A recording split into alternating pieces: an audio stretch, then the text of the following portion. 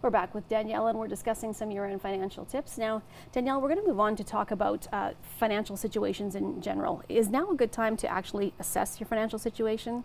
Absolutely. With the new year coming, it's definitely a good time to sit down with your financial advisor and just look at some of those goals you may have once set, and just to see if you're still on track to accomplish those goals. Maybe there's been some life changes around in your personal circumstances. For example, maybe you've been married or have had babies. Now is definitely a good time to sit down and talk about how those changes can affect your plans going forward.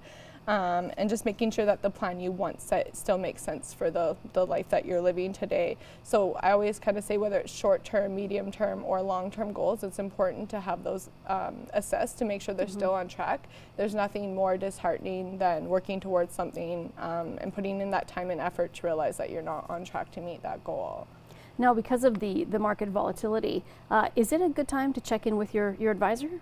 Absolutely. There's been a lot going on in the markets in the last little bit, lots of talk out there. So it's important to know kind of what you own in your portfolio, how the markets can affect what it is that you own. When I meet with my clients, I like to go over like the 4 pillars of investment. So one's kind of start early. It's never too late to start either. So just make sure you give yourself lots of time to save towards those goals.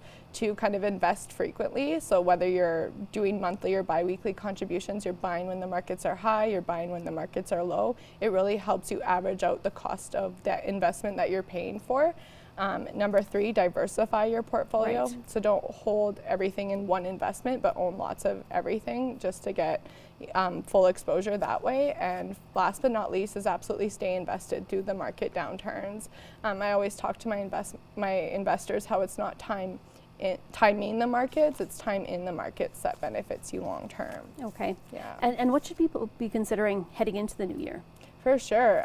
So be mindful of the receipts you're going to start seeing coming in the mail. So around your T4 slips, your T5 slips, your RSP contribution receipts, and just as they come in the mail, maybe collect them, keep them in a safe spot.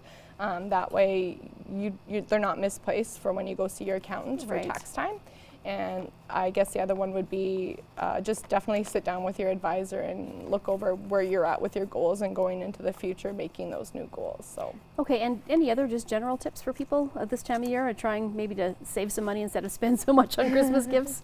For sure, yeah. I guess don't wait till the last minute to get your charitable donation done or make that RSP contribution as well, because sometimes with our processing times and stuff, it can be missed. So never wait till the last minute, and just maybe be more proactive about your planning and things like that. So. Okay, great. Well, thank you so much for joining us, and best wishes for the holiday season. You too. Thank you. Thank you.